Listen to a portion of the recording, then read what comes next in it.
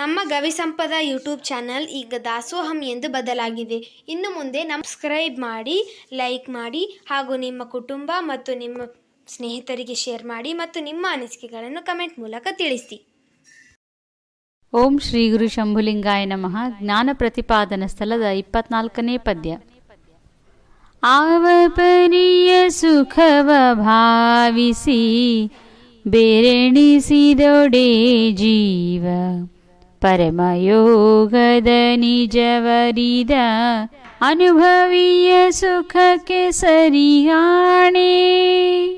ಕವಿಜನರ ಉಪಮೆಗೆ ಹವಣಿಸಬಾರದ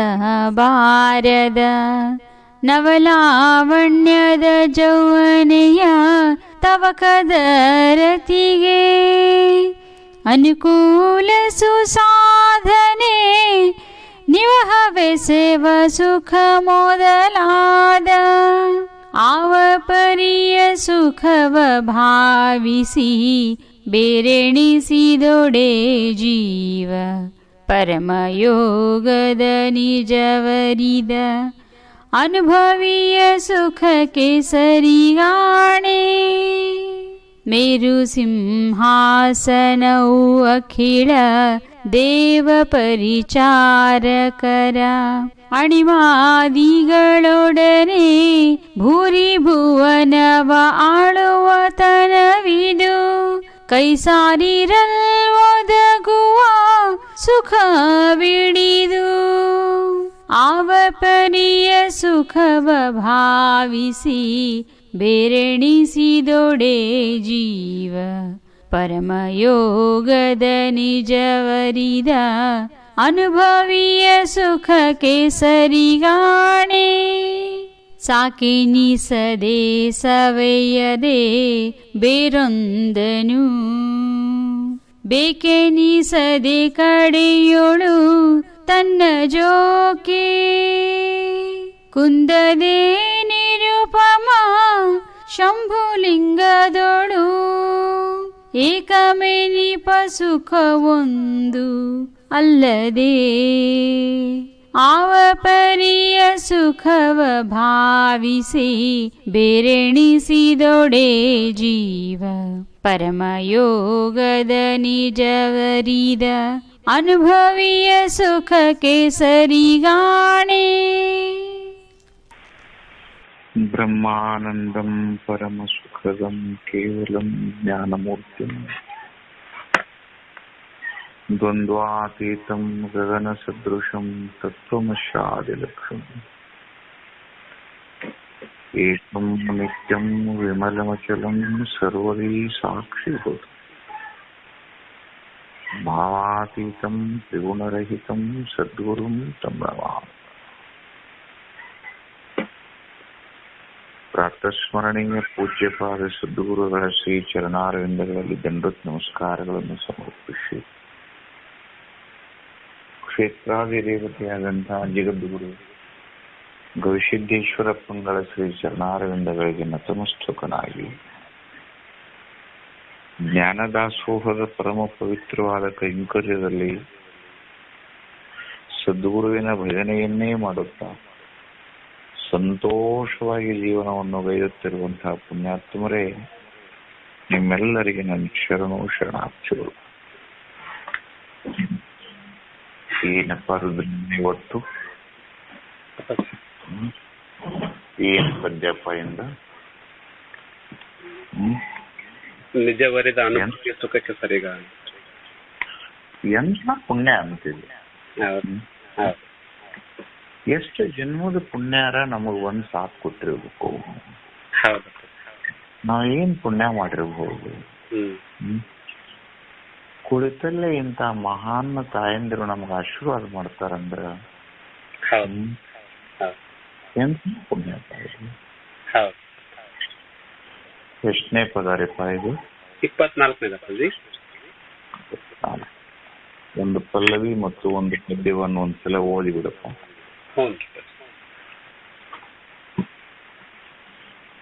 ಆವ ಪರಿಯ ಸುಖವ ಭಾವಿಸಿ ಬೇರೆ ಎಣಿಸಿದೊಡೆ ಜೀವ, ಪರಮಯೋಗದ ನಿಜವ ಅರಿತ ಅನುಭವಿಯ ಸುಖಕ್ಕೆ ಸರಿಗಾಣೆ.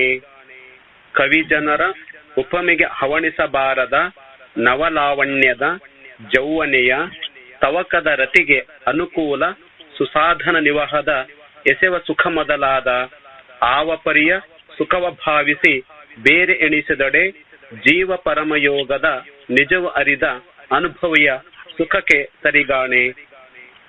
ಅಯ್ಯೋ, ಸುಖವೇ ನಿಜ ಸುಖವೇ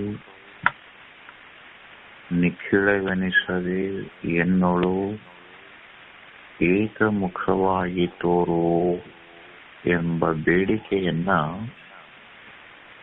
ನಿನ್ನೆ ಸಾಧಕರು ಆತ್ಮನ ಎದುರಿನಲ್ಲಿ ಒಂದು ಪ್ರಾರ್ಥನೆ ಮಾಡಿದ್ರು.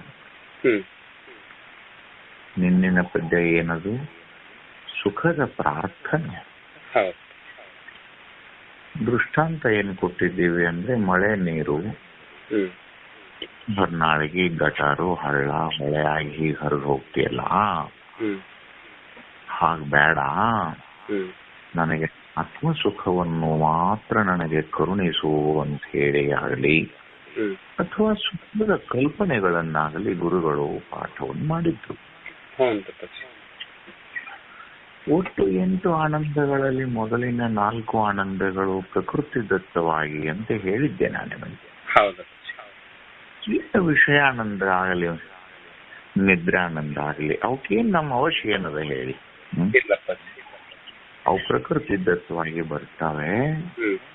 ಮುಖ್ಯಾನಂದದಿಂದ ಪ್ರಾರಂಭವಾಗಿ ವಿದ್ಯಾನಂದದವರೆಗೆ ಇರುವ 4 ಆನಂದಗಳು ಪ್ರಯತ್ನದತ್ತವಾಗಿ ಅಥವಾ ಸಾಧನಾ ದತ್ತವಾಗಿ ಅಂತ ಹೇಳಿ ನಿಮಗೆ ಅಪ್ಪಣೆಯನ್ನು ಕೊಡಲಾಗಿತ್ತು. ಮುಖ್ಯಾನಂದವು ಅದ್ವೈತಾನಂದವಾಗಿ ಅದು ಹೇಗಂದ್ರೆ ಹಾಲು ಹೆಪ್ಪಿನ ಮೊಸರಾಗಿ. ಮುಖ್ಯಾನಂದ ಏನದು? ಹಾಲದು.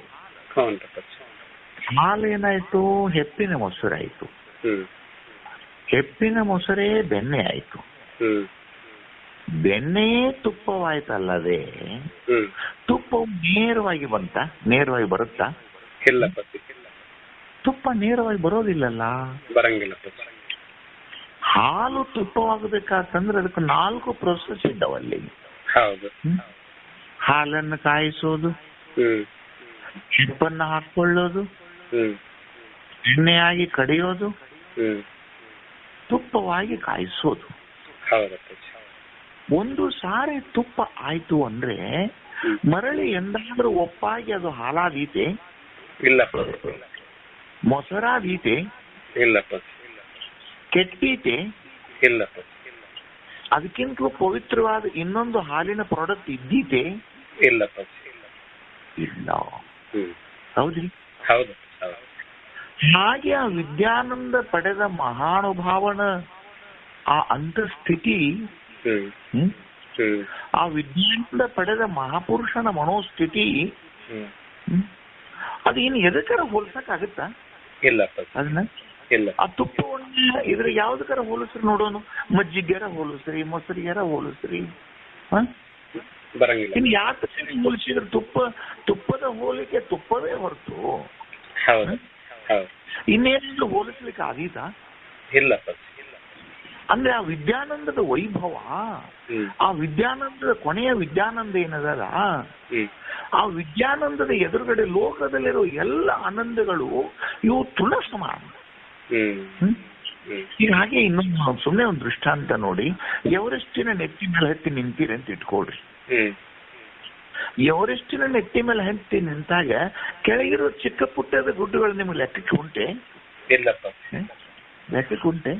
ಎವರೆಸ್ಟೇ ಹತ್ತಿದಾಗ ಎವರೆಸ್ಟೇ ಹತ್ತಿದಾಗ ನಿನ್ನೊಂದು ತಾಯಿ ಮಗುವಿನ ಉದಾಹರಣೆ ಕೊಟ್ಟಿದ್ದೆ.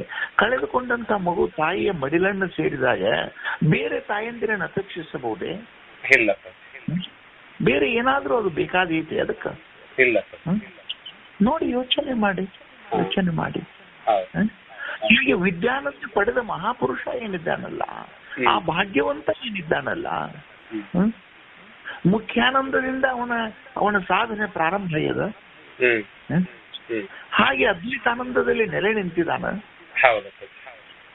ಹಾಗೆಯೇ ಮುಂದೆ ಬರುವಂತ ಪ್ರಯತ್ನ ಪೂರ್ವಕವಾಗಿ ಬಂದು ಎಲ್ಲಿ ಮುಟ್ಟಿದವನು ವಿದ್ಯಾನಂದಕ್ಕೆ ಬಂದು ಮುಟ್ಟಿದ. ಹೌದಪ್ಪ. ಆ ವಿದ್ಯಾನಂದ ಹೇಗದಂದ್ರೆ ಶಂಭುಲಿಂಗನ ಸ್ವರೂಪವೇ. ಹೌದಪ್ಪ. ಸಮರಸ ಅಂತ ಪದ ಬಳಸಿದ್ರು ಅವರಿಗೆ. ಉಪ್ಪಿನಗೊಮ್ಮೆ ದೃಷ್ಟಾಂತ ಕೊಟ್ಟಿದ್ದೀವಿ. ಅಂದ್ರೆ ಎಲ್ಲವನ್ನು ಆರೈದು ನೋಡಿಕೊಂಡು ಇಂದಿನ ಪದವನ್ನು ನೀವು ನೋಡಬೇಕು. ಆ ಹಿಂದಿನ ಪದವನ್ನು ಬಿಟ್ಟು ಮುಂದಿನ ಪದಕ್ಕೆ ಹೋದ್ರಿ ಅಂತಂದ್ರೆ ಅದು ಆ ಪದ ನಿನಗೆ ಅರ್ಥ ಆಗುದಿಲ್ಲ. ಅದು ಇವತ್ತು ಆವ ಪರಿಯ ಅಂದ್ರೆ ಹಿಂದೆ ಹೇಳಿದ 8 ಪರಿ ಎಷ್ಟಿದ್ದು ಅಲ್ಲಿ ಪರಿಗಳಿಂದ 8 ಪರಿಯ ಈ ಹಿಂದೆ ಹೇಳಿವಲ್ಲ ನಾವು. ಆವ ಪರಿಯ ಅಂದ್ರೆ ಹಿಂದೆ ಹೇಳಿದ 8 ಪರಿಯ ಸುಖವು ಆ ಸುಖಗಳನ್ನು ಭಾವಿಸಿ ವಿಚಾರಿಸಿ ಬೇರೆನಿಸಿದೊಡೆ ವಿಂಗಡಿಸಿ ನೋಡಿದೊಡೆ. ಪದ ಹೆಂಗ್ ಗೊತ್ತಾಗುತ್ತೆ? ಬೇರೆನಿಸಿದೊಡೆ ಜೀವ ಪರಮಯೋಗದ ಯಾವ್ದಪ್ಪ ಅದು? ಜೀವ ಪರಮಯೋಗದ ಆತ್ಮ ಪರಮಾತ್ಮರ ಮಿಲನ ಅಥವಾ ಉಪ್ಪಿನ ಗೊಂಬೆ ಸಮುದ್ರವನ್ನು ಸೇರಿದ ಯೋಗದ. ಆ ಉಪ್ಪಿನ ಗೊಂಬೆ ತನ್ನ ನಾಮರೂಪವನ್ನು ಕಳೆದು ಮಹಾಸಮುದ್ರದಲ್ಲಿ ಏಕಾಕಾರವಾದಂತ ಆ ಯೋಗದ ಆನಂದ ಅದಕ್ಕೆ ಬೇರೆ ಅದಕ್ಕೆ ಹೋಲಿಸಬಹುದಾ? ಏನು ಹೋಲಿಸಬಹುದಾ? ಆ ಸುಖಕ್ಕೆ ನಾ ಸರಿಗಾಣೆನೋ ಆ ತರನಾದಂತ ಸುಖ ಈ ವಿಶ್ವದಲ್ಲಿ ಇದೆ ಅಂತ ನನಗೆ ಹೇಳಲಿಕ್ಕೆ ಸಾಧ್ಯವೇ ಇಲ್ಲಪ್ಪ. ಆವಾಗ ವರ್ಣನೆ ಮಾಡಿದ್ರು ಅವರು. ಲೋಕದೊಳಗೆ ಈ ಲೋಕದೊಳಗೆ ಹುಟ್ಟಿದ ಸಕಲ ಜೀವರೆಲ್ಲ ಪ್ರಕೃತಿ ದತ್ತವಾದ ಒಂದು ಸುಖವನ್ನ ಮಹಾಸುಖ ಅಂತ ಬಯಸ್ಯಾರೆ. ಮುಂದೆ ಹೇಳವ್ರ ಅವರು. ಈ ಲೋಕದೊಳಗೆ ಏನು ಹುಟ್ಟು ಬಂದವಲ್ಲ, ದೇಹ ತೊಟ್ಟು ಬಂದವಲ್ಲ, ಈ ದೇಹ ತೊಟ್ಟ ಬಂದ ಕುಣ್ಣಿಗಳು ಒಂದು ಸುಖವನ್ನು ಬಯಸಿ ಇಡೀ ಆಯುಷ್ಯವನ್ನು ಹೋಮ ಮಾಡ್ಯಾವ, ಯುದ್ಧ ಮಾಡ್ಯಾವ. ಎಷ್ಟು ಯುದ್ಧಗಳ ಮಾಡಿ ರಕ್ತಗಳನ್ನ ಹರಿಸಲಿಲ್ಲ, ಎಷ್ಟು ಹೀನ ಕೃತ್ಯದಲ್ಲಿ ತೊಡಗಲಿಲ್ಲ, ಎಂತೆಂಥ ನಾಚಿಕೇಡಿ ಕೃತಿಗಳನ್ನ ತೊಡಗ್ಯಾರ ಅನ್ನೋದನ್ನ ಆ ಸುಖದ ಬಗ್ಗೆ ಒಂದು ಸಾಣದೊಂದು ಸ್ಯಾಂಪಲ್ ಕೊಟ್ಟರು ಅವರು. ಬಹಳ ಚಂದ ಕೊಟ್ಟಾರ ಅವರು. ಕವಿ ಜನ ರೂಪ ಮೇಗೆ ಬಾರದ. ಈ ಲೋಕದೊಳಗೆ ಬಹಳ ದೊಡ್ಡ ದೊಡ್ಡ ಕವಿಗಳಿದ್ದಾರೆ, ಅವರೆಲ್ಲ ವರ್ಣಿಸ್ಯಾರ. ಏನು ವರ್ಣಿಸ್ಯಾರಪ್ಪ ಅಂತಂದ್ರೆ ಅವ್ರಿಗೆ ಅವಕಾಶಾತಿ. ನಾನು ನಿಮಗೆ ಇದನ್ನ ಮುನ್ನವೇ ಒಂದು ದೃಷ್ಟಾಂತ ಮಾಡಿ ಕೊಟ್ಟಿದ್ದೇನೆ. ಒಂದು ಹುಡುಗಿಯ ವರ್ಣನೆಯನ್ನು ಒಬ್ಬ ಕವಿ ಕಡೆಯಿಂದ ಬರೆಸಿದ್ದೇನೆ. ಒಂದು ನಿಮಿಷದಲ್ಲಿ ಆಕೆ ಪ್ರಾಣ ತೆಗೆದ ನಂತರ ಅವಳ ಆ ಉಪಮೆಗಳದ್ರ ಅದಾವೇನಂತ ಕೇಳಿದ್ದೇನೆ ನಿಮಗೆ. ಈ ದೃಷ್ಟಾಂತ ನಿಮ್ಮ ಮುನ್ನವೇ ಬರೆಸಿ ಮುಗಿಸ್ಬಿಟ್ಟಿದ್ದೇನೆ ಈಗ.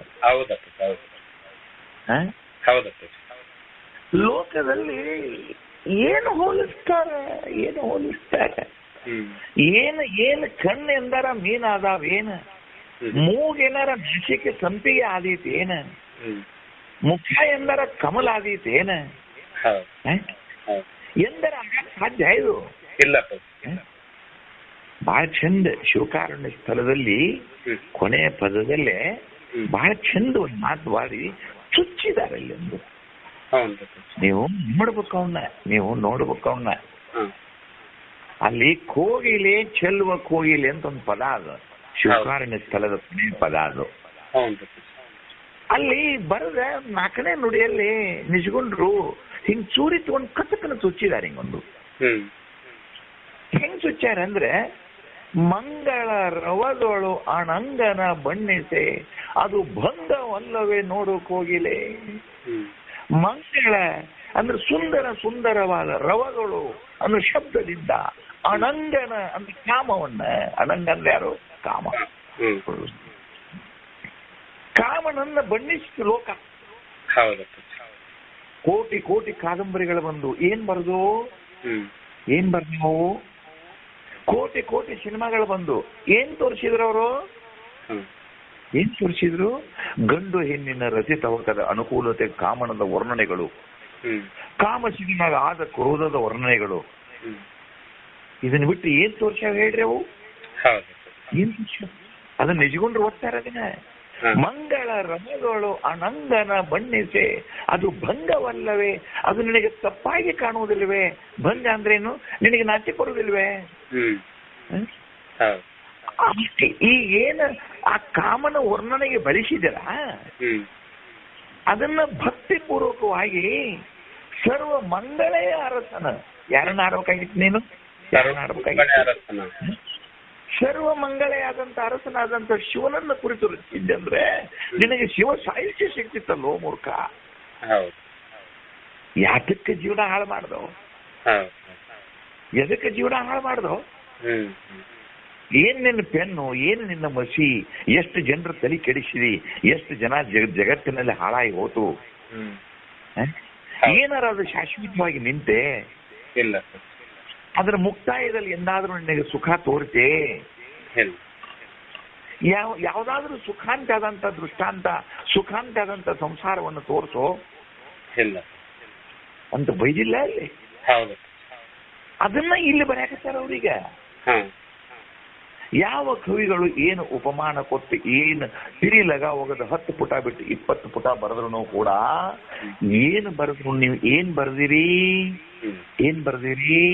ಒಳ್ಳೆಯ ರತಿ ಸುಖವನ್ನು ಪಡೆಯುವಂತ ಗುಣಧರ್ಮಗಳನ್ನ ವರ್ಣಿಸಿ ಹೇಳಿರಿ. ಆದ್ರೆ ಅದರಿಂದ ಸುಖವಾದಂತ ಒಂದು ದೃಷ್ಟಾಂತವನ್ನು ತೋರ್ಸಪ್ಪ. ಬಹಳ ದೊಡ್ಡ ದೃಷ್ಟಾಂತ ಮಹಾಭಾರತದಲ್ಲಿ ರುದ್ರನ. ನಹುಷ ಅಂತ ಒಬ್ಬ ರಾಜ ಇತ್ತು.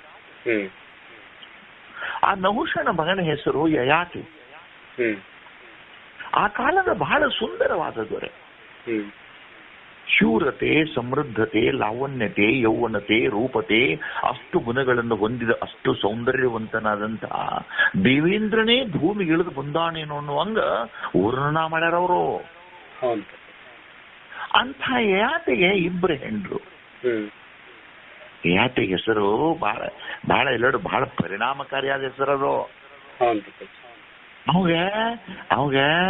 ಅವಾಗ ದೇವರ 2 ಹೆಂಡ್ರನ್ ಕೊಟ್ಟಿದ್ದ. ಒಬ್ಬಳ ಹೆಸರು ದೇವಯಾನಿ. ಹೆಸರು ಹೆಂಗ ನೋಡ, ಆ ಹೆಸರು ನೋಡಿದ್ರೆ ಮೂವ್ ಮಾಡ್ಕೋಬೇಕು ಅನಿಸ್ತು. ಒಬ್ಬಳ ಹೆಸರು ದೇವಯಾನಿ, ಶುಕ್ರಾಚಾರ್ಯನ ಮಗಳವಳು. ಅವಳೇನು ಎಲ್ಲಾರ ಸುಮ್ಮನೆ ಏನ ದಾರಿಯಲ್ಲಿದ್ದ ಭಿಕಾರಿ ಹುಡುಗಿ ಅಲ್ಲಕ್ಕಿ. ರಾಕ್ಷಸವರು ಶುಕ್ರಾಚಾರ್ಯರು. ಸಂಜೀವಿನಿ ಮಂತ್ರದ ವಿದ್ಯೆಯನ್ನು ಕಲಿತಂತ ದೇವಯಾನಿ ಸುರಸುಂದರಿ, ಮೇಲಾಗಿ ಗುರುವಿನ ಮಗಳು, ಸಕಲ ಕಾಲ್ಯ ನಾಟ್ಯ ನವನೀತಿ. ಧರ್ಮ ಕರ್ಮಕ್ಕನುಗುಣವಾಗಿ ಇನ್ನೊಬ್ಬ ಕ್ಷತ್ರಿಯ ರಾಜನ ಮಗಳು ಶರ್ಮಿಷ್ಠೆ ಅಂತ ಒಬ್ಬಕ್ಕೆ ಹುಡುಗಿದ್ಲು, ವೃಷಪರ್ವ. ಅವಳು ತಂದೆ ಹೆಸರು ವೃಷಪರ್ವ. ಇಲ್ಲ ಬರ್ಕೋಬೇಕು ನೀವು, ಯಾವಾಗ ನೆನಪಿಟ್ಕೋತೀರಿ ಏನು? ವೃಷಪರ್ವನ ಮಗಳು ಶರ್ಮಿಷ್ಠೆ. ಆ ಶರ್ಮಿಷ್ಠೆ ಮತ್ತು ದೇವಯಾನೆ ಜೊತೆಗೆ ಪ್ರಪಂಚವನ್ನ ಮಾಡ್ತಾ ನಡೆದಿದ್ದ ದೊಡ್ಡ ಕಥೆ ಓಡಿಸ್ಕೊಂಡು ಮುಂದಕ್ಕೆ ಬರ್ತೇನೆ. ಶುಕ್ರಾಚಾರ್ಯ ಏನ್ ಮಾಡ್ದ ಅಂತಂದ್ರೆ ದೇವಯಾನೆಯನ್ನು ಕೊಟ್ಟು ಮದುವೆ ಮಾಡುವಾಗ ಕರಾರು ಮಾಡಿದ್ದ. ನೋಡು, ಶರ್ಮಿಷ್ಠೆ ಕ್ಷತ್ರಿಯ ರಾಜನ ಮಗಳು, ನನ್ನ ಶಿಷ್ಯನ ಮಗಳು, ಅದಕ್ಕಾಗಿ ನನ್ನ ಮಗಳ ದಾಸಿಯಾಗಿರ್ತಾಳೆ. ಆ ದಾಸಿಯಾಗಿ ದೇವಯಾನೆಯ ಕಾಲೊತ್ತದು ನಿನ್ನ ಸೇವೆ ಮಾಡ್ಲಿಕ್ಕೆ ಕಳಿಸಿಕೊಡ್ತೇನೆ. ಒಂದು ವೇಳೆ ಅಕಸ್ಮಾತ್ತಾಗಿ ನೀನು ನನ್ನ ಮಗಳನ್ನು ಬಿಟ್ಟು ಅವಳಿಗೆ ಏನಾದ್ರೂ ನೀನು ಕಣ್ಣೆದುರಿಗೆ ಹಾಕಿದಿ ಅಂತಂದ್ರೆ ನಿನಗೆ ಶಾಪವನ್ನು ಕೊಡ್ತೇನೆ ಅಂತ ಹೇಳಿ ಕಳಿಸಿದ್ದ.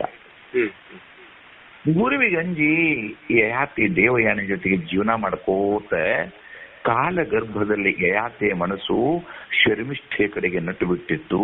ಶರ್ಮಿಷ್ಠೆಯ ಒಂದು ಅಂತಃಪುರ ಬೇರೆ ಇತ್ತು. ಆಕೆಗೆ 3 ಮಕ್ಕಳಾಗಿದ್ದು, ದೇವಯಾನಿ 2 ಮಕ್ಕಳಾಗಿದ್ದು. ಗೊತ್ತೇ ಇದ್ದಿದ್ದಿಲ್ಲ ದೇವಯಾನಿಗೆ. ಒಂದು ದಿವಸ ಅಕಸ್ಮಾತ್ ಆಗಿ ನೋಡಿಬಿಟ್ಲು, ಕೋಪ ಬಂದ್ಬಿಟ್ಲು. ಓಡಿ ಹೋಗಿ ತಂದೆ ಹೇಳಿಬಿಟ್ಲು. ಕೋಪಿಷ್ಠನಾದ ಶುಕ್ರಾಚಾರ್ಯ ಬಂದ, ನಿನಗೆ ನನ್ನ ಮಾತನ್ನ ಮೀರಿ ಶರ್ಮಿಷ್ಠೆಗೆ 3 ಮಕ್ಕಳವನ್ನ ನೀಡಿ ಅವಳ ಜೊತೆಗೆ ಸಂಸಾರ ಮಾಡಿ ಅಂತಂದ್ರೆ ನಿನ್ನ ಯೌವನ ಹೋಗಿ ವೃದ್ಧಾಪ್ಯ ಬರಲಿ ಅಂತ ಶಾಪ ಕೊಟ್ಟ. ಏನ್ ಕೊಟ್ಟಿದ್ದ? ಯೌವನ ಹೋಗಿ ವೃದ್ಧಾಪ್ಯ ಬರಲ್ಲ ಅಂತ ಶಾಪ. ಹಿಂದೆ ಬಂದಿತ್ತು ವೃದ್ಧಾಪ್ಯ, 1,000 ವರ್ಷ ಬದುಕಿದ್ರ ದೇಹ ಹೆಂಗ್ ಜರ್ಜರಿತಾಗಬೇಕು. ಈ ಮ್ಯಾಗಿನ ಕಣ್ಣಿನ ಹುಬ್ಬ ಜೋತ್ ಬಿದ್ದ ಕಣ್ಣು ಮುಚ್ಚಿ ತೆಳಗ ಜೋತಾಡ್ತಿದ್ದು. ಏನು ವೃದ್ಧಾಪ್ಯದು. ಎದ್ದು ನಿಲ್ಲಿಕ್ಕಾಗಲಿಲ್ಲ, ತಲೆ ನಡಗಲಿಕ್ಕಿತ್ತು, ಕಾಲಗಳು ಮನೆಯೊಂದು, ಮ್ಯಾಕ ನಿಂದ್ರಾಕಾಗಲ್ದು, ದೇಹ ಎಲ್ಲ ಗೂಡು ಕಟ್ಟಿತ್ತು, ಜೊಲ್ಲು ಬೀಳಾಕತ್ತಿತ್ತು, ಹಲ್ಲು ಹೋಗಿತ್ತು, ಬೆನ್ನು ಬಾಗಿತ್ತು. ಅದರಷ್ಟು ಜೊತೆಗೇನೆ ದೇಹದೊಳಗ ಶರ್ಮಿಷ್ಠೆಯ ಜೊತೆಗೆ ಇನ್ನೂ ಭೋಗಿಸಬೇಕೆಂಬಂತ ರತಿಯ ಅನುಕೂಲತೆ ಪುಟದ ನೆಟ್ಟಿತ್ತು. ದೇಹ ಬಾಗಿತ್ತು, ಕಣ್ಣ ಮೊಬ್ಬಾಗಿತ್ತು, ಕಾಲ ನಡಿಗಿತ್ತು, ಗೂಣು ಬೆನ್ನಾಗಿತ್ತು. ಆದ್ರೆ ರತಿಯ ಸುಖದ ಅನುಕೂಲತೆಯ ಹಾವು ಎಡೆಯೆತ್ತಿ ನಿಂತಿತ್ತು.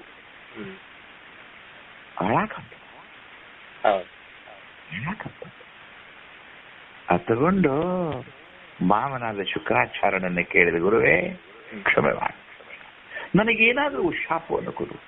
ನನ್ನ ಹೃದಯದಲ್ಲಿ ಇನ್ನೂ ಒಂದಿಷ್ಟು ಜನ ಇನ್ನೂ ರತಿ ಅನುಕೂಲವಾದ ಕಾಮಿನಿಯರ ಜೊತೆಗೆ ನಾನು ಇನ್ನೂ ಹೊತ್ತು ಬೆಳಿಬೇಕಂತ ನನ್ನ ಇಚ್ಛೆ ಅದ, ನನಗೆ ದಯವಿಟ್ಟು ಅನುಕೂಲತೆಯನ್ನು ಕೊಡು ಅಂದಾಗ ಶುಕ್ರಾಚಾರ್ಯ ಮತ್ತೊಂದು ಮಾತು ಹೇಳಿದ್ದ, ನೋಡು, ಲೋಕದೊಳಗೆ ಆಗುವುದಿಲ್ಲಿದು, ಅಂಥದ್ದು ಹೇಳ್ತೇನೆ, ಯಾರ ಕೊಟ್ರ ತಗೋ ನೀನು ಅಂತ ಹೇಳಿ ಏನ್ ಹೇಳಿದಂದ್ರೆ, ನಿನ್ನ ಈ ಘೋರ ಮುಪ್ಪನ್ನ ತಗೊಂಡು ಯಾರಾದ್ರೂ ಯೌವನವನ್ನು ನಿನಗೆ ದಾನ ಮಾಡ್ತಿದ್ರ ಆಗ ನಿನಗೆ ಯೌವನ ಬರ್ತದ, ನಿನ್ನ ಮುಪ್ಪ ಅವ್ರಿಗೆ ಹೋಗ್ತದ, ಯಾರು ಕೊಡ್ತಾರ ಅವ್ರ ಕಡೆ ಇಸ್ಕೋ ಅಂದ.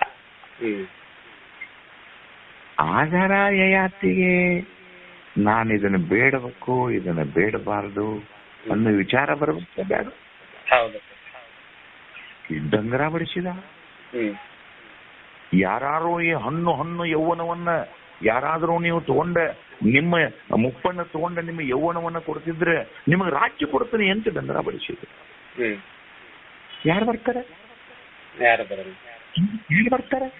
ಎಲ್ಲ ದ್ವಾರಗಳಿಂದ ಕಿವಿ ಸುರಾಕತ್ತದ. ಯಾರು ಬರ್ತಾರೆ? ಯಾರು ಬರಲಿಲ್ಲ. ಕಡೆಗೆ ವಿಚಾರ ಮಾಡ್ದ, ನನಗೆ 5 ಮಕ್ಕಳದಾವ. ಮಕ್ಕಳು ತಂದೆ ಸುಖಕ್ಕಾಗಿ ಅವರು ತಮ್ಮ ಜೀವನವನ್ನು ಮೀಸಲಿಡಬೇಕಂತ ಶಾಸ್ತ್ರ, ನನ್ನ ಮಕ್ಕಳನ್ನ ಕೇಳಬೇಕಂತ ಹೇಳಿ ದೇವಯಾನಿಯ ಮಕ್ಕಳನ್ನು ಕೇಳಿದ. ಬರಲಿಲ್ಲ. ಕೊನೆಗೆ ಶರ್ಮಿಷ್ಠೆಯ ಮಕ್ಕಳ ಹತ್ತಿರ ಬಂದ. ಯಾರಾದ್ರೂ ನನ್ನ ಈ ಘೋರ ಮುಪ್ಪನ್ನ ತಗೊಂಡು ನಿಮ್ಮ ಯೌವನ ಕೊಡ್ತೀರೇನೋ ಅಂತಂದಾಗ ಅದರಲ್ಲೇ ಒಬ್ಬ ಮಹಾರಾಜ ಇತ್ತು. ಅವನ ಹೆಸರು ಪುರೂರವ್. ಏನ್ ನೋಡ್ಬೇಕು, ಅದನ್ನೆಲ್ಲ ನೋಡ್ಬೇಕು ನೀವು. ಅದನ್ನ ಮಹಾಭಾರತ, ಅದ್ರ ಹೆಸರೇ ಮಹಾಭಾರತ. ಅವ ತಂದೆಗಲ್ಲದ ಈ ಸುಖವನ್ನು ತಗೊಂಡು ಏನ್ ಮಾಡೋದು, ಯಾಕೋ ನಮ್ಮಪ್ಪಗ ಮುಪ್ಪಿನ ಕಾಲದಲ್ಲಿ ಇನ್ನೂ ಭೋಗ ಲಾಲಸೆ ಹೋಗಿಲ್ಲ, ಪಾಪ ಎಷ್ಟು ತೀರಿಸಿಗೋತಾನೋ ತೀರಿಸಿಕೊಳ್ಳಂತೆ ಹೇಳಿ ತನ್ನ ಯೌವನವನ್ನ ಬಿಟ್ಟ, ಅವನ ಮುಪ್ಪನ್ನು ಸ್ವೀಕರಿಸಿದ. 20 ವರ್ಷದ ನವ ತರುಣ ಒಮ್ಮಿಂದಂಬಲಿ ಕುಸಿದು ನೆಲಕ್ಕೆ ಬಿದ್ದ. ಯೌವನ 20 ವರ್ಷದ ಯೌವನ ಯಯಾತಿಗೆ ಹುಚ್ಚು ಹಿಡಿತು.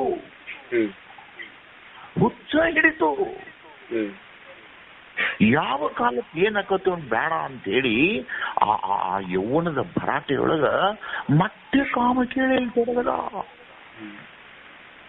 ಭೋಗ ನ ಭುಕ್ತ ಓಯಮೇವ ಭುಕ್ತ. ಭರ್ತೃಹರಿ ಬರದಿಲ್ಲ. ಎಂದರ ಭೋಗ ಸಂತತೇನೋ ಇಲ್ಲ. ಎಂದರ ಒಂದ್ ಕಡ್ಲಿಗೆ ಹಲ್ಲಿಗೆ ಜಗಳ ಹತ್ತಿತ್ತಂತ. ಹಲ್ಲಂತಂತ, ಏ ಕಡ್ಲಿಯೇ, ನೀ ನನ್ನ ಹಲ್ಲಾಗ ಸಿಗು, ನಿನ್ನ ಕಡ್ದ ಊತನಂತ. ಕಡ್ಲಂತಂತೆ, ನಿಮ್ಮ ಅಪ್ಪನಂತ ಬಂದು ಹೋಗ್ಯಾರ, ಕಡದ ಸಾವ ಮುರ್ಕೊಂಡು ಹೋಗ್ಯಾರ, ನಾ ಇನ್ನ ಬದುಕೀನಿ ಅಂತ. ಎಂದರ ಭೋಗ ತೀರಿಸಬಹುದೇನಪ್ಪ? ಇಲ್ಲ. ಉರಿಯುವ ಬೆಂಕಿಯಲ್ಲಿ ಅಜ್ಜವನ್ನು ತುಪ್ಪವನ್ನು ಹಾಕಿದ್ರೆ ಉರಿ ನಂದಬಹುದೇ? ಈಗ ಯಜ್ಞ ಮಾಡ್ತಿರ್ತೀವಿ, ಯಜ್ಞದ ಬೆಂಕಿಗೆ ನೀವು ತುಪ್ಪವನ್ನ ನೀವು ಪೂರ್ಣಾಹುತಿವರೆಗೆ ಎಲ್ಲರೂ ಹೋಗಿ ಸುರಿದ್ರೆ ಬೆಂಕಿ ನಂತದೇನು? ಇಲ್ಲ. ಬೆಂಕಿ ದಗದಗಸ್ತದದು. ಹೌದಿಲ್ಲ? ಹೌದು. ಹಾಗೆ ಭೋಗೇನ ಭುಕ್ತ ವಯಮೇವ ಭುಕ್ತ. ಭೋಗಿಸಿದ ಭೋಗಿಸಿದ ಭೋಗಿಸಿದ ಕೊನೆಗೊಂದು ದಿನ ಪೂರ್ವ ಜನ್ಮದಲ್ಲಿ ಮಾಡಿದ ಪುಣ್ಯದ ಕರ್ಮ ಒಂದು ದಿನ ಹೊಳಿತು. ಒಂದು ದಿನ ಹೊಳಿತು. ಎಷ್ಟು ದಿನ ಇದನ್ನು ಮಾಡೋದು? ಎಷ್ಟು ದಿನ ಇದರಿಂದ ನಾನು ಸುಖ ಪಡ್ಬೋದು? ಇದರಿಂದ ಹೊರಗಾಗೋ ಉಪಾಯವೇನು ಅಂತ ಒಂದು ಕ್ಷಣದೊಳಗೆ ಹೊಳಿತು. ಹೋಗಿ ಮಗನಿಗೆ ಹೇಳ್ದ, ಮಗನೇ, ನೀನು ಮಗ ಅಲ್ಲೋ, ನಾನೇ ಮಗ, ನೀನು ತಂದೆ ಆದಿ. ನೀನು ನನ್ನ ಮುಪ್ಪನ್ನು ತಗೊಂಡ ನಿನ್ನ ಯೌವನದ ಮಡದೆಯನ್ನು ಇಟ್ಕೊಂಡು ದುಃಖವನ್ನು ಪಟ್ಟೆ. ನಾನು ಮುಪ್ಪಿನಂಥವನು, ನಾನು ನಿನ್ನ ಭೋಗವನ್ನಿಸ್ಕೊಂಡು ನಾನು ಪಾಪಿಯಾದೆ. ಮಗನೇ, ಇದು ನಿಂತು ಅಂತ ಅವನಿಗೆ ಕೊಟ್ಟು ತಪಸ್ಸಿಗೆ ತಿಳಿದ. ಎಲ್ಲಿ ಹೋದ ಮುಂದೆ? ಇನ್ನಷ್ಟು ಭೋಗಿಸ್ಬೇಕಂತ ಅನಿಸ್ತೇನ ಅಲ್ಲಿಗೆ? ಇಲ್ಲ. ಎಂದರ ಒಂದಿನ ಮುಗಿತಿಲ್ಲದು. ಎಂದು ಇದು ಇಂಥ ಭೋಗದಿಂದ ಬರುವ ಸುಖ, ಇದ್ರ ಹೆಸರು ವಿಷಯಾನಂದ. ನಿನ್ನೆ ಹೇಳ್ಬಿಟ್ಟನವ. ಈ ಭೋಗದ ಸುಖಗಳಿಗೆ ಶಾಸ್ತ್ರದಲ್ಲಿ ಬಹಳ ಚಂದ ಬರ್ದಾನ ರುದ್ರಣ್ಣ. ಮನುಷ್ಯ ಬೇರೆ, ಮಾನುಷ್ಯ ಬೇರೆ. ಏನ್ ತಮ್ಮ ಅದು? ಮನುಷ್ಯ ಬೇರೆ, ಮಾನುಷ್ಯ ಬೇರೆ. ಮಾನುಷ್ಯರು ಅಂದ್ರೆ ನಿನಗೆ ತಿಳಿದಂಗೆ ಹೇಳುವುದಂದ್ರೆ ಅತ್ಯಂತ ಸಿರಿವಂತರು. ಮಾನುಷ್ಯರು ಅಂದ್ರೆ ಯಾರು? ಇಲ್ಲಿ ನಾವೆಲ್ಲರೂ ಮನುಷ್ಯ ಅಂತೀವಿ. ಅದ್ರಾಗ ಕೆಲವೊಬ್ಬರು ಬಂಗಾರ ಅಂಗಡಿ ಬಂಗಾರ ಗುಂಡಿ ಹಾಕೋತಾರ ಇಲ್ಲೋ? ಅವ್ರು ಮನ್ಸಿಗೆ ಬಂದು ತಿಂತಾರ, ಮನ್ಸಿಗೆ ಬಂದು ಓಡ್ತಾರ, ಮನ್ಸಿಗೆ ಬಂದಾಕಿನ ಮದುವೆ ಮಾಡ್ಕೊಂತಾರ. ಅವ್ರಿಗೆ ಏನ್ ಅನ್ಬೇಕು? ಅವ್ರಿಗೆ ಮಾನುಷ್ಯರು ಅನ್ಬೇಕು. ಅವ್ರಿಗೆ ಅವ್ರು ಏನ್ ಮಾಡ್ತಾರಪ್ಪ ಅಂತಂದ್ರೆ, ಲೋಕದಲ್ಲಿ ಸುಖ ಪಡ್ಬೇಕಂತ ಹೇಳಿ ಈ ಲೋಕದೊಳಗೆ ಏನೇನು ಸಾಮಗ್ರಿ ಅದಾವು ಅಷ್ಟನ್ನು ತಮ್ಮ ದೇಹಕ್ಕೆ ಹಾಕೊಂಡು ಈ ಲೋಕದಲ್ಲಿ ರತಿ ಸುಖವನ್ನು ಪಡ್ತಾರ. ಏನಾರ ಅದನ್ನು ಪಡೋದ್ರಿಂದ ಯಾವ್ದಾರ ಲೋಕ ಪ್ರಾಪ್ತಿ ಆತನ? ಇಲ್ಲ. ಕೊನೆಗೂ ಒಂದಿನ ಏನಾಗೋದು? ದೇಹ ಗೂಡು ಕಟ್ಟುವುದು. ದೇಹ ಗೂಡು ಕಟ್ಟಿ ರೋಗಗ್ರಸ್ತನಾಗುವುದು. ಕೊನೆಗೊಂದು ದಿನ ಯಾತನೆಯ ಮಡುವಿನಲ್ಲಿ ಮಣಿಗಿ ನರಳಿ ನಾರಕಿಯಾಗಿ ಸೆಟದು ಹೋಗುದು. ಅಂತ ಸುಖದ ಬಗ್ಗೆ ವರ್ಣನೆ ಮಾಡ್ಯಾನವ. ಏನು ನಿನ್ನ ಯೌವನ ಇದ್ರೇನ, ನಿನ್ನ ಹೆಂಡತಿಯ ಯೌವನ ಇದ್ರೇನ, ಯಾರಾದರೂ ಅದರಿಂದ ಸುಖ ಪಟ್ಟಾರೇನ, ಲೋಕದೊಳಗೆ ಅದ ಶಾಶ್ವತ ನಿಂತತೇನ, ಅಂತ ಸುಖದ ಸಲುವಾಗಿ ಸಮಸ್ತ ಜೀವನವನ್ನು ಹಾಳು ಮಾಡ್ತೀಯಲ್ಲೋ. ಆ ಸುಖವನ್ನು ನೋಡಿ ವಿದ್ಯಾನಂದದ ಮುಂದೆ ಆ ಆನಂದ ಏನಾದ್ರೂ ನಿನಗೆ ಸಮೀಪ ಬಂದಿತ್ತೇನೋ? ಜೀವ ಪರಮರ ಯೋಗದ ಸುಖಕ್ಕೆ ಜೀವನು ಪರಮನರ ಜೊತೆಗೆ ಕೂಡಿ ಉಪ್ಪಿನ ಗೊಂಬೆ ಸಮುದ್ರವನ್ನು ಸೇರಿ ಸಮುದ್ರದ ರೂಪಾಂತರದಿರುವಂತಹ ಆನಂದ ಒಂದು ಸ್ತ್ರೀಯೊಡನೆ ಕೂಡಿ ಆದೀತೇನೋ ಅಥವಾ ಒಂದು ಪುರುಷನೊಡನೆ ಕೂಡಿ ಆದೀತೇನೋ? ಇಲ್ಲ. ಹಾಗಾದ್ರು ತೋರಿಸು. ಯಾರಪ್ಪ ಲೋಕದೊಳಗೆ ಸುಖಪಟ್ಟವರು? ಅಷ್ಟಕ್ಕಾಗಿ ಎಷ್ಟು ಕೊಲೆಗಳು, ಅಷ್ಟಕ್ಕಾಗಿ ಎಷ್ಟು ಸುಲಿಗೆಗಳು, ಅಷ್ಟಕ್ಕಾಗಿ ಎಷ್ಟು ಯಾತನೆಗಳು, ಅಷ್ಟಕ್ಕಾಗಿ ಎಷ್ಟು ಜನ್ಮದವರೆಗೆ ಒದ್ದಾಟಗಳು. ನೋಡ್ತಿರಿಲ್ಲ? ಅಷ್ಟಕ್ಕಾಗಿ ಎಂತೆಂಥ ಶ್ರೀಮಂತರ ಮಕ್ಕಳು ತಂದೆ ತಾಯಿ ಮಾತನ್ನ ಧಿಕ್ಕರಿಸಿ ತನಗೆ ಇಷ್ಟ ಬಂದ ಹುಡುಗಿಯ ಜೊತೆಗೆ ಬಂದು ಸುಣ್ಣದ ಬಟ್ಟೆಯಾಗಿ ಕೂಲಿ ಮಾಡೋದು ನೋಡಿದ್ದೀನಿ ನಾನು. ಏನಿದು ಶ್ರೀಮಂತರ ಮಕ್ಕಳವರು? ಒಂದು ಯಾವುದೋ ಒಂದು ಬಾಲೆಯನ್ನು ಕರ್ಕೊಂಡು ಬಂದೆ ನನ್ನ ಕಡೆನೆ ಎಷ್ಟೋ ಜನ ಬಂದು ಕೂಲಿಗೆ ಬಂದಿದ್ರು. ಇದೆಲ್ಲ ಬಂದದ್ದು ಎದಕ್ಕೆ? ಬರೀ ಒಂದು ವಿಷಯಾನಂದದ ಚಪಲ. ಇದಕ್ಕೆ ಹಾಕುವ ಶ್ರಮವನ್ನ ಸದ್ಗುರುವಿನ ಪಾದದಲ್ಲಿ ಕುಳಿತು ಜೀವ ಪರಮರ ಯೋಗಕ್ಕೆ ಹಾಕಿದ್ದೆ ಅಂದ್ರೆ ನೀನು ಬ್ರಹ್ಮನಾಗಿ ನಿಂದಿರ್ತಿದ್ದಲ್ಲೋ. ಇದನ್ನು ವರ್ಣನೆ ಮಾಡುವ ಉದ್ದೇಶ ಏನು? ಆ ಯಯಾತಿ ಕಥೆ ಹೇಳಿದ ಉದ್ದೇಶ ಏನದು? ಅಂಥವ್ರಿಗೆ ಇನ್ನೊಬ್ಬರ ಯೌವನ ತಗೊಂಡು ಮಾಡಿದ್ರು ಸಾಕಾಗಿಲ್ಲ. ತನ್ನ ಯೌವನ ಆಗಿ ಮಾಡಿ ಮಗನ ಯೌವನ ಕಡಾಯಿಸಿಕೊಂಡು ಸಾಕಾತನ? ಇಲ್ಲ. ಕೊನೆಗೆ ನಾಚಿಕೆ ಬಂತು, ಹೇಸಿಕೆ ಬಂತು. ಅದನ್ನ ನಿಜಗೊಂಡು ಹೇಳಕತ್ತಾರಲ್ಲಿ. ರತಿಗೆ ಅನುಕೂಲ ಸಾಧನ ನಿವಹಗಳು, ನಿವಹ ಅಂದ್ರೆ ಸಮೂಹಗಳು, ಅಂದ್ರೆ ವಾತಾವರಣದ ಅನುಕೂಲವಿರುವ ಬಂಗ್ಲೆಗಳು, ಸಾಕಷ್ಟು ಮೈಯಲ್ಲಿ ಯೌವನದ ಸೊಪ್ಪುಗಳು, ಅದಕ್ಕೆ ಬೇಕಾದ ಸಾಮಗ್ರಿಗಳು, 1 ಬಿಟ್ಟು 10 ಹೆಣ್ಣುಗಳು ಅಥವಾ 1 ಬಿಟ್ಟು 10 ಗಂಡುಗಳು, ಇವೆಲ್ಲವನ್ನು ಸೇರಿ ನೀನು ಮಾಡಿದ್ರೂ ಕೂಡ ನಿನಗೆ ಜೀವನದಲ್ಲಿ ಕೊನೆಗೆ ಬರುವುದು ಗೌರವದ ನರಕವೇ. ಅದನ್ನು ಬಿಟ್ಟು ಜೀವ ಪರಮರ ಯೋಗದ ಸುಖಕ್ಕೆ ನೀನೊಂದಿಷ್ಟು ಮನಸ್ಸು ಮಾಡುವಂತ 1ನೇದರೊಳಗೆ ಹೇಳಿದರು.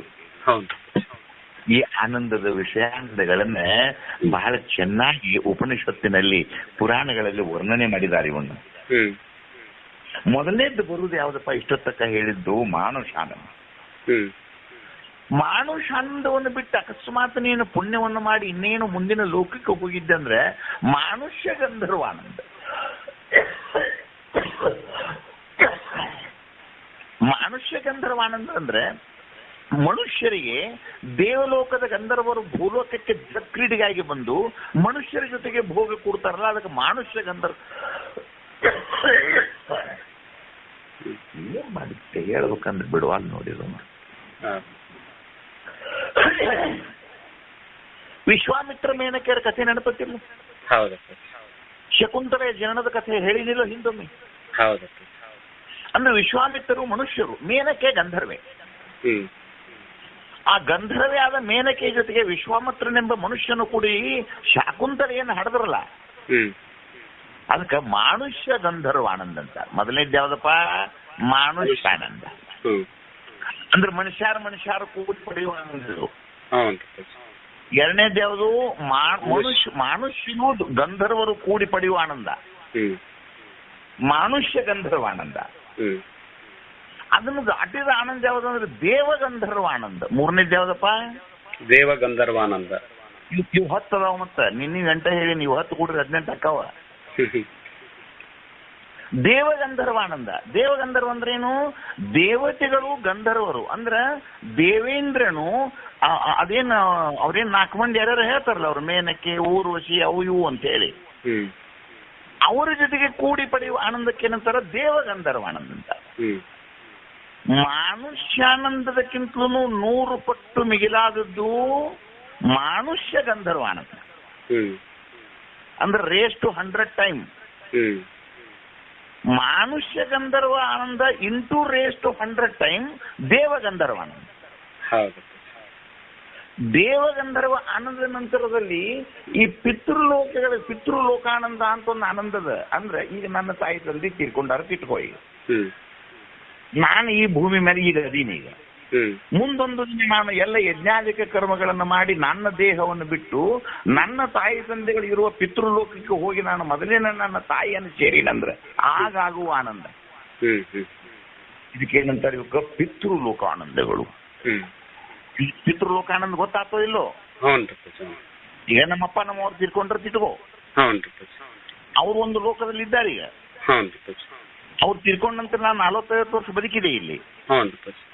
ಹೆಂಡ್ರ ಕೈ ಸಿಕ್ಕೊಂಡೆ, ಮಕ್ಕಳ ಕೈ ಸಿಕ್ಕೊಂಡೆ, ಸಮಾಜ ಕೈ ಸಿಕ್ಕೊಂಡೆ, ರೋಗದ ಕೈ ಸಿಕ್ಕೊಂಡೆ, ಸಾಲದ ಕೈ ಸಿಕ್ಕೊಂಡೆ, ಗುಂಡು ಕಲ್ಲಿಲೆ ಗುದ್ದಿಸಿಕೊಂಡೆ, ಕಲ್ಲು ಮುರ್ಕೊಂಡೆ, ಕಾಲು ಮುರ್ಕೊಂಡೆ, ಕಡಿಕ್ 1 ದಿವಸ ಕಾಟೇಜ್ ಹಾಸ್ಪಿಟಲ್ ಬಿದ್ದಾಡ್ರೆ.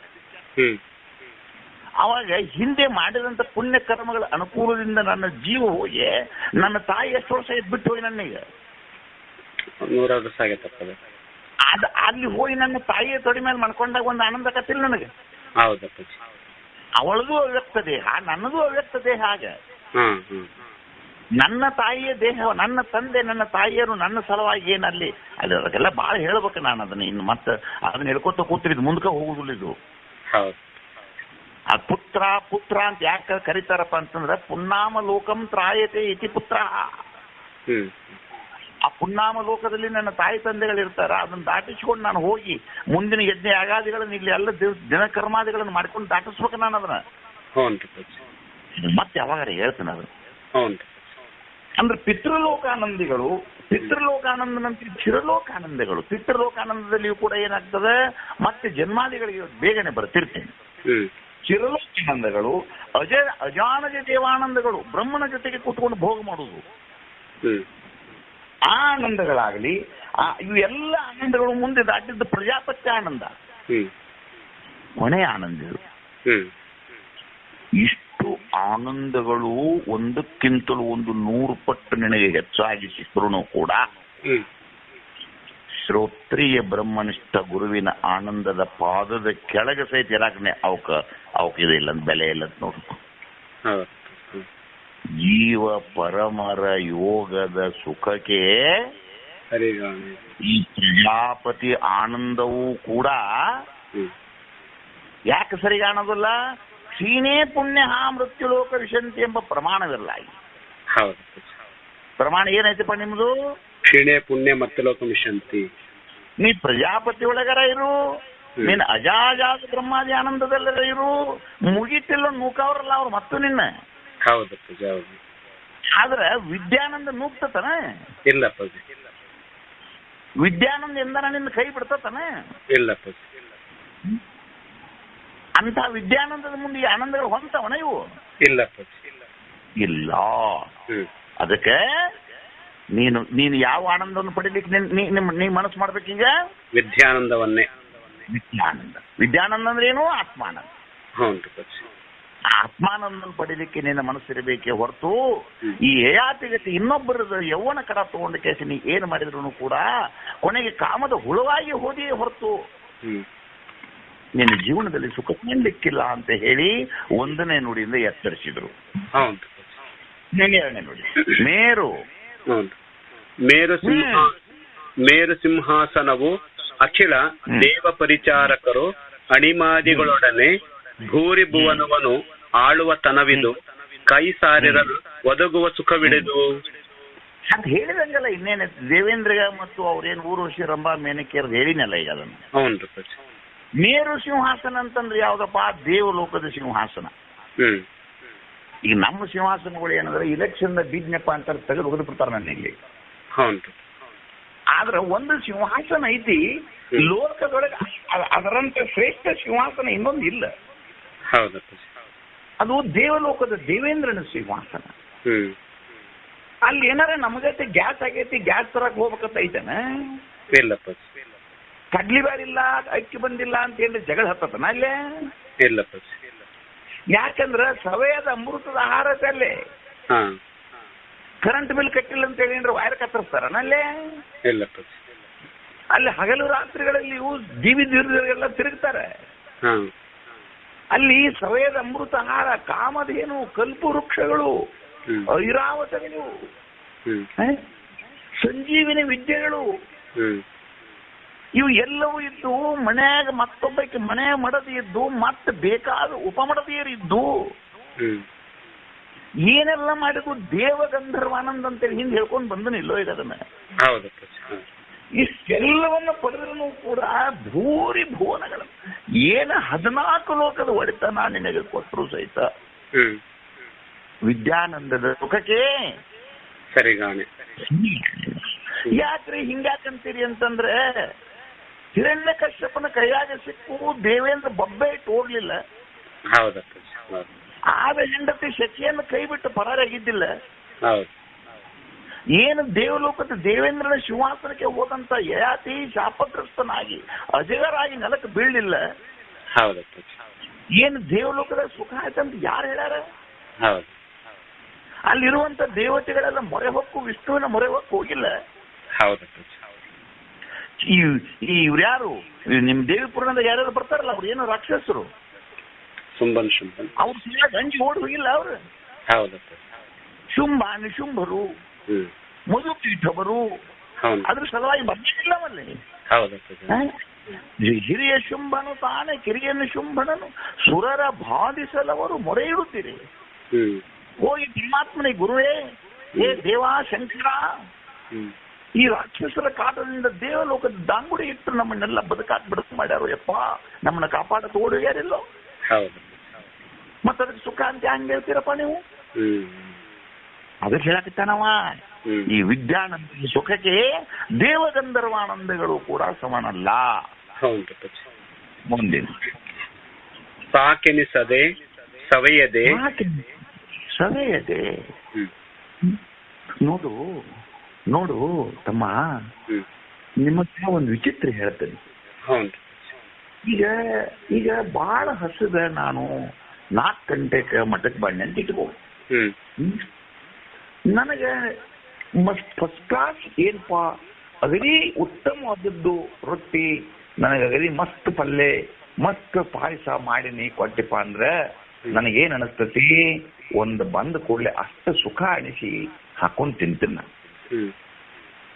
ಹಂಗೆ ತೋರಿಪ್ಪ ಇನ್ನೊಂದಿಟ್ಟು ಚಲೋ ಐತಿ, ಇನ್ನೆರಡು ತೋರಿಪ್ಪ ಅಂತ ಇನ್ನೊಂದ್ 2 ಚಮಚೆ ಹಾಕಿದ್ರು ಒಲ್ಲೆ ಅನ್ಕೋತ ಅದು 1-2 ಚಮಚೆ ತಿಂತೀನ.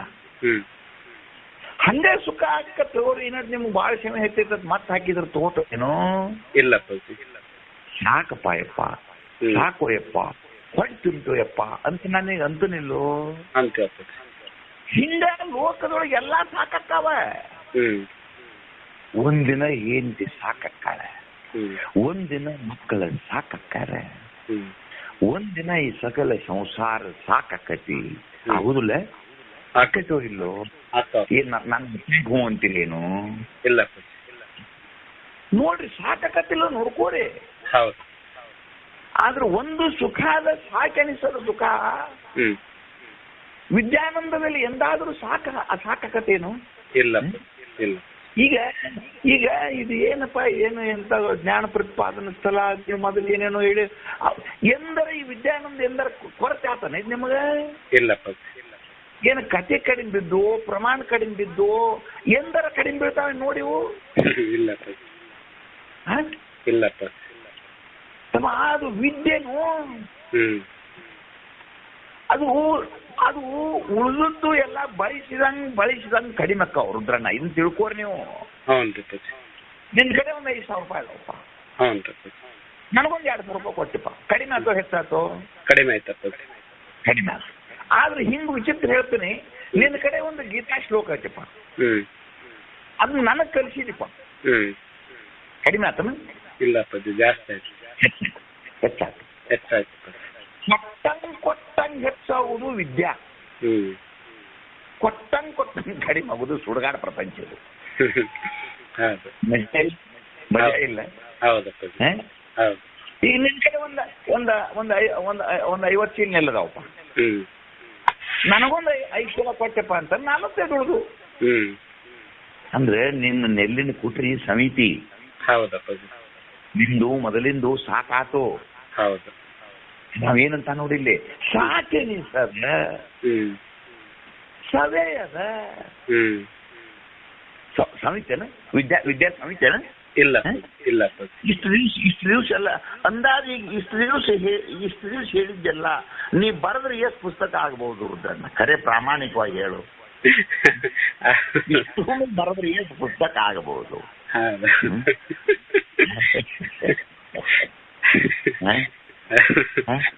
ಪಟೇಲ್ ಸರಿ ಅನುಭವ ಐತಪ್ಪ. 2 ಅಧ್ಯಾಯ ಬರ್ದಾರೆ, ಎಷ್ಟು ಪುಟ ಆಗ್ಯಾವ? 1000 ಪುಟ ಆಗ್ಯಾವ 2 ಅಧ್ಯಾಯ. ಅವು ಪಾಪ ಪಟೇಲ್ ಪಾಪ ಅದನ್ನ ಬರ್ದಾರೆ. ಅದು ನೀವೆಲ್ಲರೂ ಕೈ ಹಿಚ್ಚಿ ನಟರು ಕೂಡ ಗುಡ್ಡಾಡಿ ಒಂದು ಪುಸ್ತಕ ಇವಾಗ ಒದ್ದಾಡೋಕಿರಿ. ಅಷ್ಟು ಅಪಾಠದ ಬರೆದ್ರೆ ಏನಾಗಬಹುದು ಅನ್ಸಿದೆ. ಇದಕ್ಕೆ ಸೌಂದರ್ಯ ಏನು ತಮ್ಮ ಇದೆ? ಇಲ್ಲಪ್ಪ. ಸಾಕೇನೆ ಸವೇ ಅದ. ಇಂಥ ಅನುಭವ ಮುಂದೆ ಇನ್ನೊಂದು ಬೇಕನ್ನಿಸ್ತೇನೆ? ಇಲ್ಲ. ಏನಾರು ಬೇಕನ್ನಿಸ್ತದೆ ನೋಡ್ಕೋರಿ. ಇಲ್ಲ. ಕಲ್ಲು ಸಕ್ಕರೆ ಬಾಯಿಗೆ ಇಟ್ಕೊಂಡು ಅವ್ರ ಮಣ್ಣು ಹೆಂಟಿ ಅಂದರೆ ಇಟ್ಕೋತಾರನ? ಇಲ್ಲ. ಕಲ್ಲು ಸಕ್ಕರೆಯನ್ನು ಒಂದ್ಸಲ ನೀನು ನಿನ್ನ ಬಾಯೊಳಗೆ ಹಾಕೊಂಡೆ ಅಂದ್ರೆ ಮಣ್ಣು ಎಂದಾದ್ರೂ 2 ಹೆಂಟೆಯನ್ನು ಇಡ್ಬೋದು ಏನಪ್ಪಾ? ಇಲ್ಲ. ಬೇರೊಂದನ್ನು ಬೇಕೆನಿಸ್ತದೆ. ಉಪ್ಪಿನ ಹೋಗಿ ಸಮುದ್ರದಿಂದ ಹೊರಗೆ ಬಂದು ಏನಾರು ನಿಮ್ಗೆ ಭೇಟಿ ಆಗ್ಬೋದನ್ನು ಪ್ಯಾಟ ಮಾಡ್ಬೋದನ್ನು? ಇಲ್ಲ. ಹೋತು ತಮ್ಮ, ಮುಗಿತೆ. ಬೇರೊಂದನ್ನು ಬೇಕೆನಿಸದ ಕಡೆಗಳು ಚಿನ್ನ ಜೋಕೆ ಹೊಂದದ. ಎಂತೆಂತ ಶಬ್ದವು,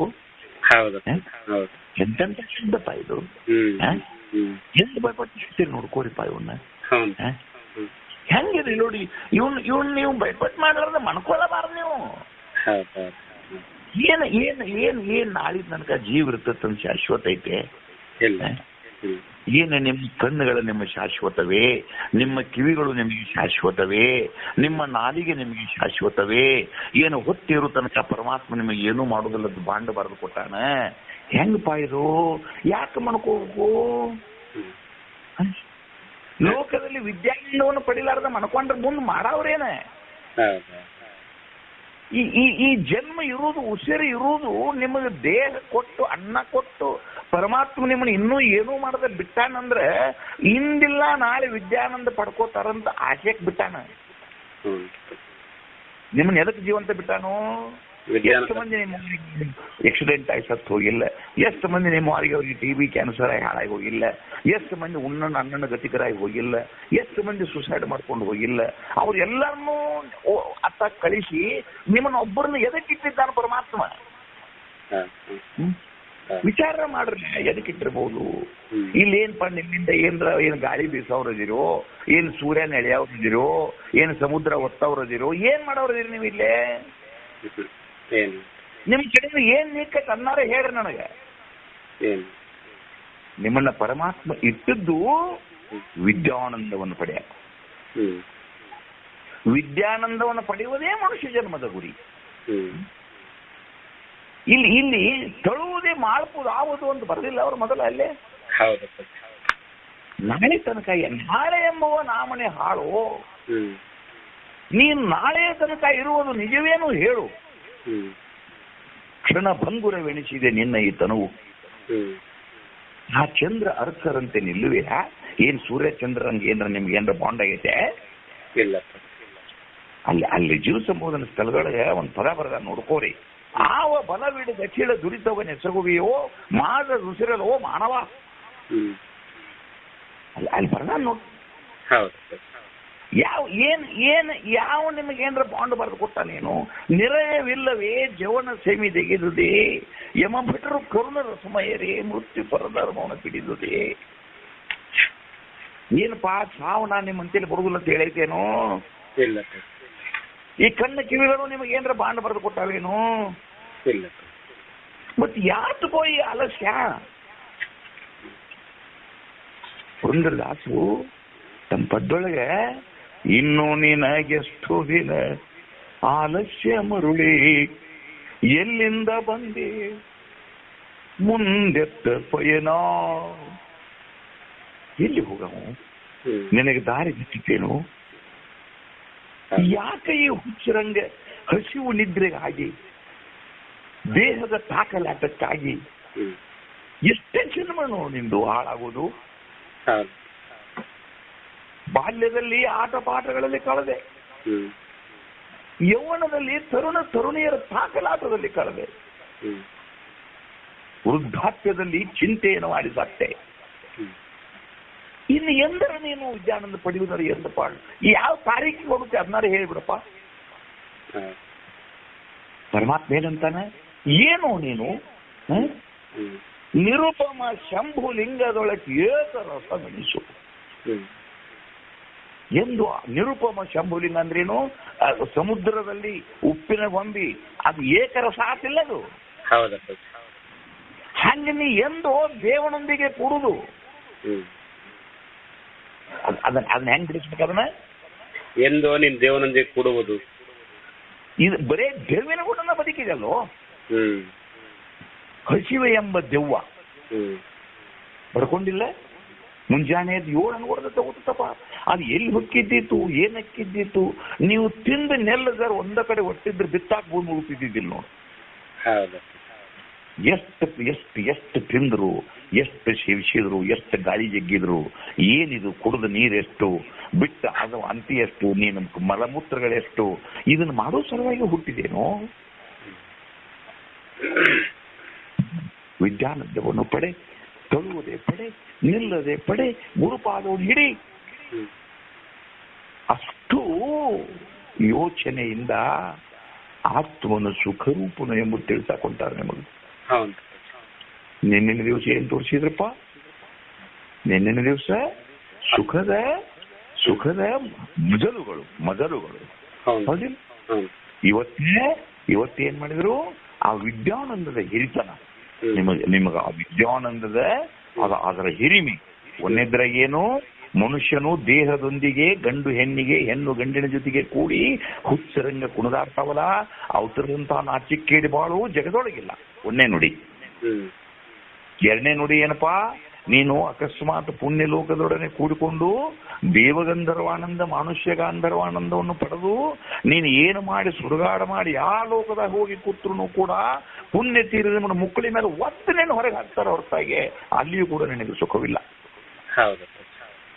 ಮೂರನೇ ನುಡಿಯೊಳಗೆ ಏನ್ ಹೇಳಿದ್ರು? ವಿದ್ಯೆ. ಸಾಕೆನಿಸದ ಸವೆಯದ ಏಕೆನಿಸದ ಜೋಕೆ ಉಂಡದ ಏಕ ರೂಪ ರಸವಾದ ಶಂಭು ಲಿಂಗದ ಜೊತೆಗೆ ಕೂಡಿ ಸುಖವೊಂದು ವಿದ್ಯಾನಂದವೇ ಸುಖವಲ್ಲದೆ ಇನ್ನುಳಿದ ಸುಖಗಳು ಸುಖವೇ ಅಲ್ಲ. ಇನ್ನ ಏನ್ ಹೇಳಿಪ್ಪ ನನ್ನ ಅಂಗಿ ತೊಯ್ತಿ ಅಂದ್ರೆ ಏನು ಉದ್ದೇಶ ಏನು? ವಿದ್ಯಾನಂದವೇ ಪರಮೋಚ್ಚ ಸುಖ. ವಿದ್ಯಾನಂದ ಅಂದ್ರೆ ಏನಪ್ಪ? ಆತ್ಮಾನಂದವು. ಆತ್ಮಾನಂದ ಏನಪ್ಪಾ? ಆತ್ಮನು ಆನಂದ ಸ್ವರೂಪನು. ಏನಂತ ಹೇಳಿ ಕಡಿದು ಬಂದ? ಆತ್ಮನು ಆನಂದ ಸ್ವರೂಪನು. ನಮಸ್ಕಾರ. ನಮಸ್ಕಾರ.